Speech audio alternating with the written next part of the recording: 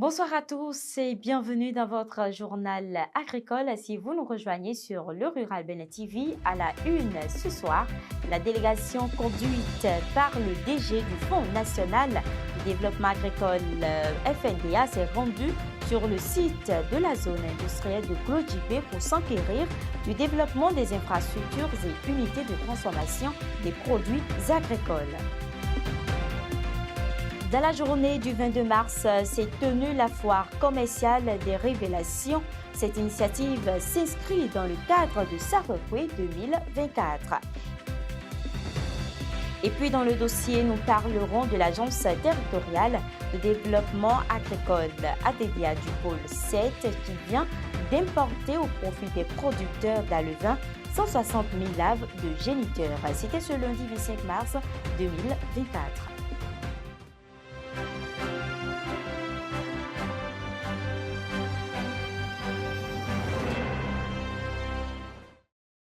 Pour la météo ce jour-ci, nous allons dans le département de l'Atakora au nord du Bénin, à Kobli. Plus précisément, il y aura une amélioration en cours de la journée. Le ciel se dégagera. La fiabilité de la situation est bonne.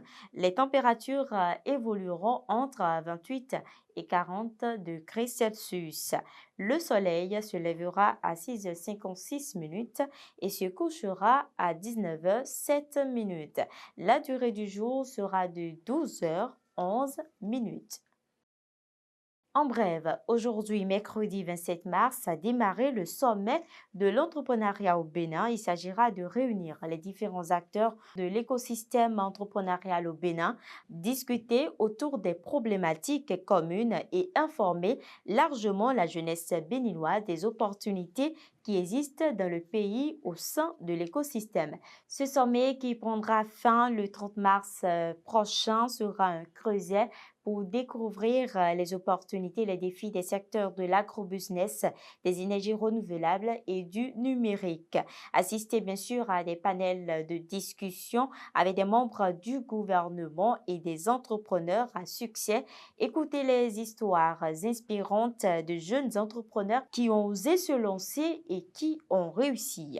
Cette initiative est portée par le programme de bourse de la Mastercard Foundation à l'Université d'Abomey-Calavi et d'autres partenaires comme la coopération suisse au Bénin.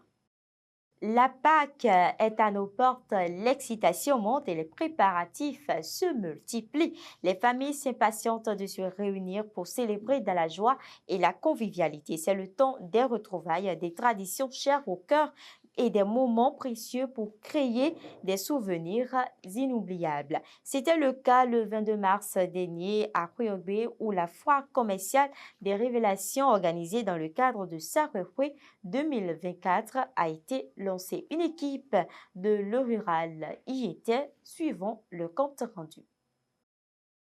Le voile est ainsi levé sur la foire commerciale des révélations organisée dans le cadre de Sarwewé 2024. Placée sous le contrôle du bureau directeur de l'Union générale des Sarwé UGS, la foire commerciale des révélations Sarwewé 2024 ne se résume pas à un simple événement commercial. C'est un rendez-vous constructif qui promet être une démonstration du patrimoine culturel de Sarwé. La foire commerciale des révélations est bien plus qu'un simple événement économique. Pour nous, elle représente la vitrine de Sarwewé. Du 22 mars au 1er avril 2024, la place publique Colonel Honkwe Gaston dans l'arrondissement de Kouyogbé sera le lieu où se rencontrent plusieurs entreprises innovantes et les consommateurs. Soutenu par l'ATDA Pôle 7, l'événement accueille un certain nombre d'exposants de plusieurs chaînes de valeur. Et vous avez ici des acteurs qui sont actifs dans la production des denrées dérivées du manioc. Cette foire commerciale, c'est une première pour nous ici à Kouyogbé, dans le cadre de la célébration de la fête de la Pâque. J'implore tous les enfants de Sarwé à venir visiter les différents stands. Nous retrouver entre nous ici sera symbolique et mémorable. Cela va également permettre de mettre l'ambiance puisque c'est de ça qu'il s'agit quand on parle de foire. En dehors de la première édition de la Foire commerciale des révélations, plusieurs autres activités sont organisées par l'Union générale des Sarouais, UGS, pour révéler l'héritage culturel des Sarouais. Je l'annonçais à l'entame de cette édition, la Direction générale du Fonds national de développement agricole, FNDA, a organisé une visite à la zone industrielle de Glodjigbe GTZ le vendredi 22 mars 2024 au profit de son personnel et de certains de ses partenaires. L'objectif de l'initiative est d'aller constater ce que deviennent les productions agricoles auxquelles contribue le FNDA à travers la facilitation du financement des producteurs par le biais des banques et des services financiers décentralisés. Suivons le compte rendu. Située à 45 km de Cotonou, la zone industrielle de Glodjigbe est un symbole du développement économique et de la modernisation du Bénin. Le Fonds national de développement agricole y a fait un tour dans l'après-midi de ce vendredi 22 mars 2024. On a souvent entendu parler de ça, on a souvent vu ça à la télé, mais venir voir, c'est encore plus impressionnant. Les gens produisent, on transforme ici, on a toute la valeur ajoutée et c'est ça le développement. Le FNDA, c'est d'abord à la base parce que nous travaillons avec les petits producteurs. Mais avec l'agrégation, on peut bien sûr donc faire beaucoup de choses. Aujourd'hui que je suis ici, je vois un peu comment la synergie avec les petits producteurs, avec les SFD et puis les banques là, peut bien sûr donc contribuer vraiment au développement. Au thème de cette visite, certains acteurs ont partagé leurs impressions et mis en avant les efforts déployés par le Bénin pour stimuler son développement industriel. Je pense que nous, en quittant ici, on quitte ici avec une grande joie et nous allons répondre la bonne nouvelle dès que nous allons rentrer en milieu réel avec les producteurs et les organisations pour leur dire que maintenant, il n'y a plus de raison de croiser les bras, on doit foncer. J'ai vu ici la manifestation d'une ambition de génie, c'est le moins qu'on puisse dire, parce que c'est très bien pensé, c'est très bien inspiré et je crois que d'ici vraiment partira le développement de notre pays. La visite était vraiment intéressante parce que ça nous a permis quand même de voir toutes les potentialités du point de vue marché que les productrices, les producteurs, leurs organisations doivent pouvoir satisfaire à l'avenir. Le FNDA a pour mission de promouvoir l'investissement privé dans le secteur agricole. Et ce que nous avons vu en termes de transformation agroalimentaire, en termes de projet qui est en train de prendre corps, nous inspire. Et dans notre rôle de promotion de l'investissement privé agricole, dans le secteur agricole, cela nous interpelle et nous avons le devoir donc d'organiser davantage avec l'appui des agences, des organisations faîtières, des filières, et les acteurs pour qu'ils puissent tirer profit de ce qui se fait.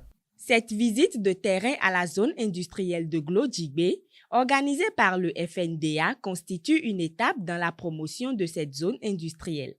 Elle permettra de sensibiliser la population et les investisseurs aux opportunités offertes par cette zone, favorisant ainsi les échanges et les partenariats entre les différents acteurs.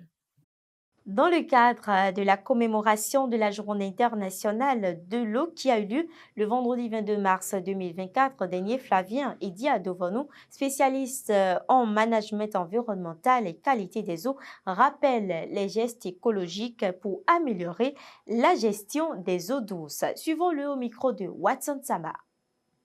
Si nous voulons améliorer la gestion de ces bassins, et la disponibilité d'eau douce, il faut faire un effort pour éviter au maximum de polluer ces bassins.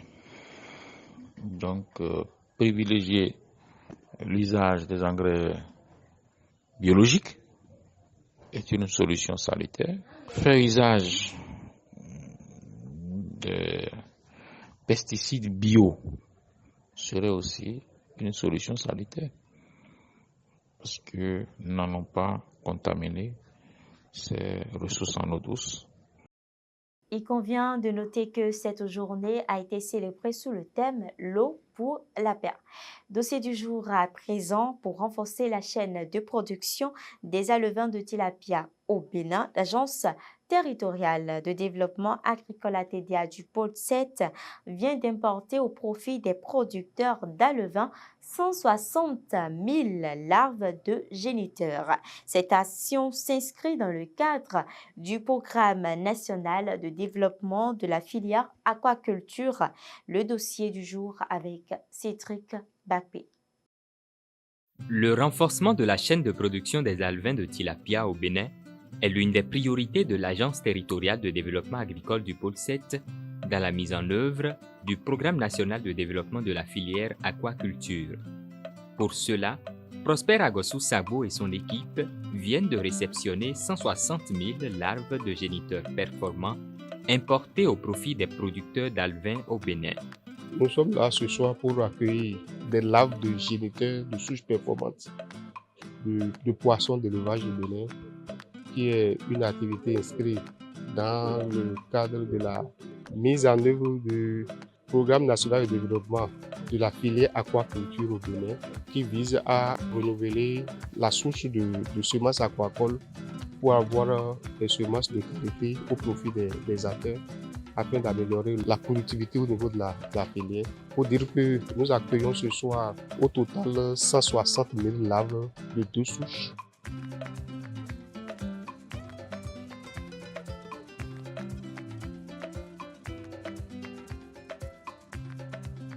Pour dire que la quantité de larves qu'on reçoit aujourd'hui, j'ai dit tantôt qu'il est au nombre de 160 000 de 2 souches à raison de 80 000 par souche, vont pouvoir permettre de produire pendant les 3 prochaines années au moins 50 millions d'alevins par an pour l'élevage de poissons. Ayant suivi rigoureusement le processus de mise aux normes de leurs écloseries, les 13 producteurs d'alevins bénéficiaires expriment leur gratitude envers l'ATDA du pôle 7 et le gouvernement béninois. Alors les alevins, comme vous le dites, c'est des alevins qui vont servir de géniteurs in fine. Donc, et les géniteurs, c'est la base même de la production. Sans des géniteurs de qualité, la production ne peut pas porter son fruit. Et les acteurs ont exprimé ce besoin parce qu'il y a une régénérescence des souches de tilapia que nous utilisions. Et l'ATDA 7 a répondu favorablement à cette requête. Et voici aujourd'hui, ces besoins sont satisfaits. C'est un processus qui a pris du temps, mais qui a enfin accouché. Donc, tous les producteurs d'alevins sont en joie et donc, par ricochet, je suis en joie. La nouvelle souche que l'ATDA vient de nous donner nous permettra de booster notre production parce que c'est une souche à croissance très rapide. Donc, on a toujours voulu avoir une souche performante. Eh bien, ce matin, on l'a eu. L'ATDA a pris quand même assez de dispositions par rapport au suivi, par rapport aux techniciens qui doivent donc parcourir les différentes fermes pour qu'on puisse atteindre un taux de suivi très élevé. Et de notre côté aussi, nous allons participer à cette action de suivi et les résultats seront certainement obtenus parce que c'est à des professionnels qu'on est en train d'offrir ces alevins. Donc, ils savent déjà comment s'y prendre et donc on n'a pas d'inquiétude par rapport aux résultats. C'est l'occasion de remercier le gouvernement et l'ATDA. Du courage, on a fait un premier grand pas et il reste les autres juste pour qu'on puisse atteindre les objectifs attendus. L'ensemble des interventions ayant contribué à la mise aux normes et à la mise en place de ces larves s'élève à 252 millions de francs CFA. À l'étranger, le Togo vient de mettre en place un plan d'action pour développer la filière poisson à l'horizon 2028 avec un coût de 20,04 milliards de francs CFA. Selon un document du ministère en charge de l'agriculture, ce plan vise à améliorer les conditions de production la transformation et de commercialisation afin de promouvoir cette industrie. À terme, l'objectif principal de la stratégie est d'augmenter la production halieutique nationale de 25% d'ici à 2028 afin de contribuer à la couverture des besoins nationaux en poissons. Afin de satisfaire cette demande sans cesse croissante, le pays ouest-africain s'est doté d'une stratégie quinquennale dénommé Plan d'action d'investissement de la filière poisson 2024-2028, dont le financement devra être assuré à hauteur de 20 milliards de francs CFA. Par ailleurs, un atelier d'information sur l'initiative à SADAO s'est tenu le 25 mars 2024 à Ouagadougou sous la direction de la directrice de l'Institut des sciences et des sociétés représentée par Dr Siaka Yessi. 20 participants ici de la société civile, de la recherche et des instances décisionnelles des secteurs agro-sylvo-pastoraux et halieutiques ont pris part à cet événement.